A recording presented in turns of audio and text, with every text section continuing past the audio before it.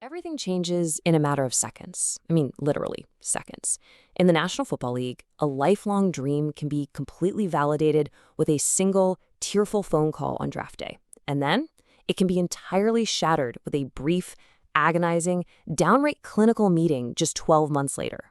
Welcome to NFL Nexus, the channel where we decode the absolute raw reality of professional football. Before we unfold today's cinematic explainer, make sure to subscribe to the channel, like this explainer, and comment below on what you thought. And look, if you truly want to support our deep dives into the muddy, violent trenches of this league, consider becoming a channel member.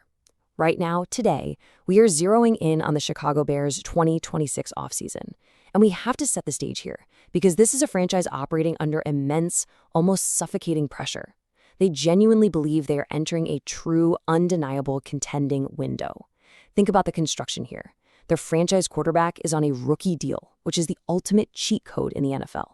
The front office has spent years meticulously, painfully managing the salary cap to get to this exact moment, and the expectations of an entire city are just boiling over.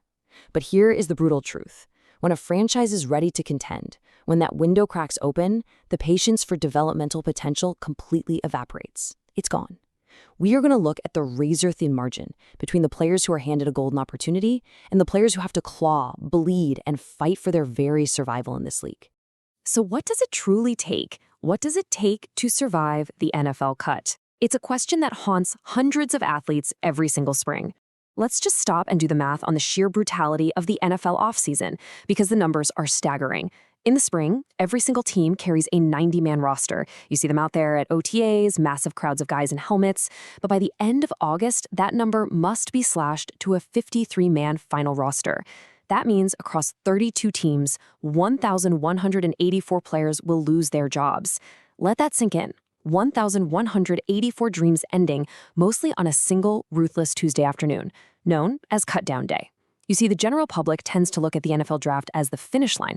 We really do. You get drafted, you put on the hat, you walk across the stage, you hold up the jersey, and you think, I've made it. But the reality is that the draft is merely a temporary invitation to the most ruthless proving ground in professional sports. The margin of survival isn't just about how fast you run a 40-yard dash in shorts or how high you jump at the combine when no one is hitting you. It's about daily, grueling availability.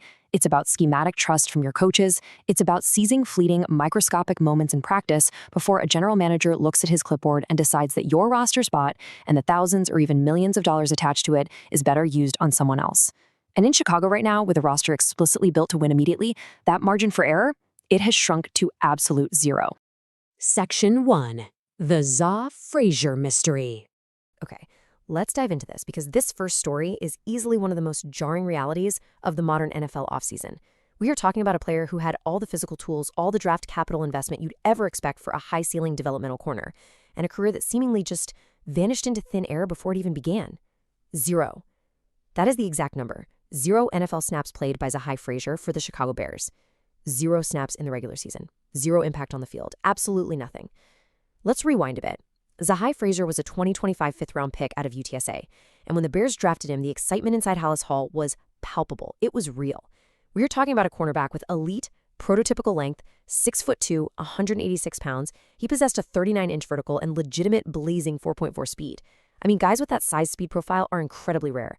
In fact, NFL.com's Lance Zierlein described him during the draft process as a long-limbed corner who was fast, athletic, and possessed the incredible leaping ability to shade deep windows for the quarterback. There were actual whispers in the building that he might have been the absolute fastest cornerback the Bears had drafted in a decade. And look, a fifth-round pick is not nothing. It represents a serious financial investment. We are talking about a standard four-year rookie contract with a signing bonus north of $300,000. He was viewed as a potential foundational piece for the future of that secondary. And yet, despite all of that, this draft pick ultimately amounted to a complete waste of draft capital. Cut, released, gone. Before ever playing a single snap of professional football. You have to ask yourself, how does a team just walk away from that kind of raw, undeniable athletic potential and that kind of guaranteed money? Now, what's really interesting about this slide is the sheer disconnect between this player's timeline and the franchise's timeline. It is totally jarring. Let's walk through this bizarre sequence of events and look at the micro details, because the devil is always in the details here. In the spring of 2025, Frazier is selected in the 5th round. Everything is looking up. But by August of 2025, right in the absolute heart of training camp, a time when rookies desperately need reps just to acclimate to the processing speed of the NFL, Frazier is suddenly sidelined. He's placed on the non-football injury list, or NFI, for what the team very broadly, very vaguely calls personal reasons. Now, we need to pause here and understand the NFI list, because it is a critical designation in the NFL collective bargaining agreement. Unlike the physically unable to perform list, the PUP list, which is for injuries sustained during team activities, like a torn ACL in practice, the NFI list is for conditions that occurred away from the facility. Crucially, when a player's on the NFI list, the team actually has the legal right to withhold their base salary. It is a massive financial and professional red flag. So, he misses his entire rookie season, completely wiped out. Then, out of nowhere in January 2026, Frazier posts an update on social media stating he has been medically cleared. He doesn't detail what he was cleared from, but to the outside world, to the fans, it sounds like a comeback is brewing, right? It sounds like he's ready to gear up for the 2026 rookie minicamp. But then the hammer drops. In May 2026, just days, literally days, before that minicamp is scheduled to begin on May 8, the Bears abruptly waive him. Just like that. He went from declaring himself ready to compete to being completely discarded from the league. To truly understand the gravity of this situation, we have to look back at the cryptic words of Bears general manager Ryan Poles from August 2025, right when this whole thing started. He said he had a situation that presented itself in a category that I would say personal. As we dug into it, tried to help him out, it revealed itself as something that happened before he got here. So credit to our staff finding the root cause of what he was going through. This quote is absolutely layered with mystery, and honestly it highlights a fascinating anomaly in the NFL's multi-million-dollar pre-draft vetting machine. Before a player is ever drafted into the NFL, they go through an absolute gauntlet. Teams use private investigators to look into their backgrounds. They conduct exhaustive character checks. They administer deep psychological testing. And they put players through rigorous, deeply invasive medical imaging at the combine. Every joint, every ligament is scrutinized. So the fact that something slipped through the cracks, a root cause that predated his time with the Bears but was severe enough to entirely derail his rookie season, is stunning. The front office dug into it. They eventually found the issue, but despite all the prior medical checks and hours of interviews, the true crippling complexities of Frazier's situation only came to light when the immense, crushing pressure of the NFL environment was finally applied. And that brings us to January 2026. When the media pressed for an update on Frazier's status, Ryan Poles offered this stark, uncompromising warning. He simply said, he has a mountain to climb. Poles added, very bluntly, he needed to play. And here's why that is so devastating. In the NFL, the clock is constantly, mercilessly ticking against you. And there was a major hidden factor working against Zah Frazier that NFL analytics departments absolutely obsess over: his age. Frazier is 25 years old. This is largely a byproduct of the extra COVID-19 eligibility year we saw in college football, which pushed a lot of these guys' ages up. But in the landscape of professional football, age curves are ruthless. A 25-year-old rookie who just missed his entire first year of development is an incredibly tough sell to a coaching staff. You are essentially a 26-year-old by the time you actually get onto the field to meaningfully contribute. At 25, a player's nervous system, their habits, their physical ceiling, it's largely fully baked. You are no longer drafting potential at that point. You are demanding immediate production. A 21-year-old rookie makes a mistake, and he gets the benefit of the doubt because he has time to mold. A 25-year-old who missed a year completely, he does not get that luxury. In the eyes of the spreadsheet, he is a rapidly depreciating asset. The team simply cannot afford to wait around. Despite his incredible speed, despite his long frame, his time just ran out. The mountain was simply too high, and the Bears organization chose to cut the rope. Section 2. The cornerback void. But you have to realize, a roster move like this doesn't just happen in a vacuum. It never does. Every single action in the NFL has an equal and opposite reaction on the depth chart. The sudden exit of a drafted player creates an immediate, pulsating void on the defense. Because of Frazier's abrupt exit, the entire dynamic in the Chicago Bears cornerback room completely shifts. Think back to last season. The Bears secondary was absolutely ravaged by injuries. Depth is not just some luxury for head coach Matt Eberflus's defense. It is a critical, non-negotiable necessity. Eberflus runs a highly complex zone match scheme. It demands extreme physical discipline, high-level processing, and top-tier run support from his cornerbacks. You cannot hide in this scheme. Right now, if you look at the board, the starting spots are locked down. You have Jalen Johnson, who is playing at an elite, lockdown, all-pro level. And you have Tyreek Stevenson. But that boundary cornerback spot opposite of Johnson and those primary backup roles, they are wide open for a fierce, violent competition. And this places an immense, heavy burden on a brand new face in the building, Malik Muhammad, the Bears' fourth-round pick in this very 2026 NFL draft. Muhammad is a highly aggressive pressman specialist. He's known for his violent hands at the line of scrimmage, his ability to disrupt timing. Now, Frazier was supposed to be in the mix to compete with Muhammad, to push him, to maybe even ease his transition into the league. But now Muhammad has to step up immediately. There is no safety net. He will be thrown directly into the fire alongside a veteran like Jalen Jones, a guy who relies on elite zone instincts to survive. Together, they have to fill out a depth chart that has zero room for error. The drafted potential of Frazier is gone forever, leaving an absolute trial by fire for the rest of that room. Section 3. Enter the undrafted underdog. Let's move over to the other side of the trenches and see how this builds. Because while one drafted player's NFL journey abruptly ends in silence, another path is just beginning on the absolute fringes of the roster bubble. We are pivoting away from the mystery of the wasted draft pick to the gritty, uphill, mud-stained battle of an undrafted rookie trying to kick the door down. And this brilliantly illustrates the ruthless duality of the NFL. It is laid completely bare when you compare these two specific paths side by side. Just look at the financial reality of the bubble. On the left side of your screen, you have Zah Frazier, a fifth-round selection, the investment of front office time, money, and media hype, carrying hundreds of thousands of dollars in guaranteed money. And the result? 0 snaps, and waived before he even saw his second training camp. On the right side, you have Caden Barnett. Absolutely no draft capital. His phone never rang during those 7 rounds. As an undrafted free agent, Barnett likely received a meager, almost insulting signing bonus compared to his drafted peers, perhaps $10,000 to $20,000 if he's lucky. There is no financial safety net for him. He wasn't given a golden ticket to the facility. He was given a backdoor pass to simply stand on the practice field and fight for his professional life every single afternoon. Draft capital guarantees you a longer look from the coaches and a fatter wallet. Yes, absolutely. But it guarantees you absolutely nothing when the real, padded evaluations begin. Barnett is fighting to survive, fueled by the terrifying mental toll of a player who knows he can be tapped on the shoulder and cut at any given minute without a dollar left to his name. So who exactly is Caden Barnett? Why are we calling him the undrafted hope? Barnett comes out of the Wyoming Cowboys program, a tough, hard-nosed environment.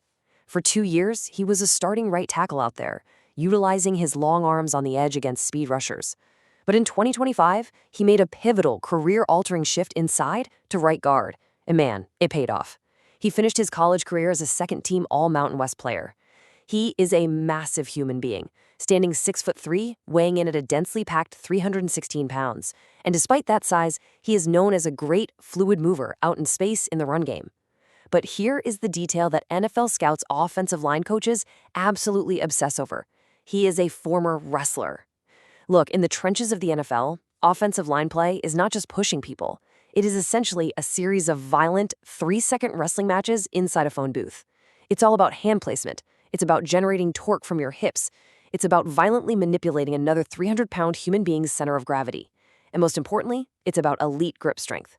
When a former wrestler gets his hands inside the chest plate of a defensive tackle, it is incredibly difficult to shed that block. The fight is basically over. At Wyoming, Barnett played in a heavy outside zone and power run scheme, which translates perfectly to the physical, downhill identity the Bears are trying to build right now. Barnett is a powerful, nasty mauler, and that specific, highly specialized grappling trait makes him a highly dangerous competitor for a permanent roster spot. But we have to be honest here. Talent, scheme fit, and pure grit, that's only half the equation for an undrafted free agent. The other half? Pure, unadulterated, unpredictable situational luck. You see, making an NFL roster is so often about simply being in the right place at the exact right time. For Caden Barnett, that lightning strike moment arrived with the sudden, totally unexpected offseason retirement of veteran offensive lineman Drew Dalman. Dalman was a highly dependable, experienced presence on the interior line. He knew the system, he had the reps. His sudden departure sent absolute shockwaves through the depth chart. Now, from a front office perspective, looking at the spreadsheet, his retirement immediately frees up precious salary cap space. But on the grass, on the field, it creates a massive, gaping structural void in the interior offensive line. Think about it. If Dalman stays, maybe the door is permanently shut for a guy like Barnett. Teams prioritize veteran depth because it's safe. But the NFL is a league of sudden, violent changes. Dalman retires, a critical void opens up. Precious practice reps suddenly become available to the bottom of the roster. And Barnett's grueling, improbable path from Wyoming to the Bears' 53-man roster suddenly becomes incredibly viable. But hey, viable does not mean easy. The impending training camp battles are going to be nothing short of a literal street fight in the blistering, humid August heat of Howells Hall. Let's analyze the landscape of this interior O-line battle, because it is crowded. Jonah Jackson is the locked-in starting right guard. There is no debate there. His massive contract absolutely dictates his status on the team. But behind him, it is a sheer scramble for survival. You have Luke Newman currently sitting as the primary backup. Newman is a fascinating player, a highly technical transfer who went from Holy Cross to Vanderbilt, but there are legitimate concerns around the league that he might be slightly undersized when facing elite, bull-rushing NFL defensive tackles. Then you have the rest of the undrafted rookies. You have Jaron Kump out of Utah, who is incredibly versatile across the entire line, but is considered highly raw in his actual technique. You have Mason Murphy out of USC, who possesses great athleticism for a big man, but sometimes lacks the deep, heavy lower body anchor required to stop NFL power rushers. And then you have our guy, Caden Barnett. For Barnett to actually make this team, he doesn't just have to be good. Good gets you cut. He has to be undeniable. He has to step onto that practice field, utilize every ounce of that wrestling background, and physically move seasoned NFL veterans against their will. He has to prove to the coaching staff that if Jonah Jackson's helmet pops off in the middle of a primetime, high-stakes game in December, Barnett can step in and protect the franchise quarterback without the offense missing a single beat. It is a monumental task. Section 4. Survival of the fittest. Look at this. The league waits for no one. So, the absolutely crucial point we need to take away from this explainer is this. General Manager Ryan Poles is operating with a ruthless but entirely necessary roster calculus. An NFL general manager is not hired to be a player's friend. They are hired to be a ruthless, objective accountant of talent. The salary cap is a strict, unforgiving ledger. When your franchise is finally stepping into a window of actual championship contention, you do not have the luxury of carrying dead weight. You just don't. You do not have the luxury of waiting for a 25-year-old fifth-round pick to slowly climb a mountain of personal and medical hurdles. You cut him. You swallow the financial loss. You move on without looking back. And you replace that empty space with players who are hungry, who are physically available, and who are ready to contribute today. Raw talent gets your name called on a Thursday, Friday, or Saturday in April. It gets you a fancy graphic on television and a really nice signing bonus. But relentless resilience, flawless daily availability, and an absolute refusal to be outworked, that is the only thing that keeps your name on the 53-man roster come September. Zah Frazier had the talent, but the hidden circumstances entirely broke his path. Caden Barnett completely lacks the draft pedigree, but he possesses the pure, unyielding opportunity. It is the survival of the fittest in its most distilled, corporate, and physical form. As the Chicago Bears march toward the intense, suffocating heat of training camp, we have to ask ourselves a very serious question. Who truly holds the leverage in this league? Is it the drafted potential that looks absolutely incredible on a scout's clipboard but carries immense, crushing expectations? Or is it the undrafted hunger of a player fighting for his very livelihood, wrestling his way into the dirty trenches because he has absolutely nothing to lose and everything to gain? The battles of the 2026 offseason are looming large, and the margins of survival are thinner than ever before. This story, the story of the 53-man roster, is far from over. The clock is always ticking, and in the NFL, the clock is the one opponent no one ever beats. Thank you so much for diving into this deep analysis with us today on NFL Nexus. Once again, make sure to subscribe to the channel, like this explainer, and drop a comment down below letting us know who you think actually survives the cut this offseason. Do you believe in the drafted talent or the undrafted grit? Let's hear it. And don't forget to support our work by becoming a channel member. We'll see you next time right here on the Nexus.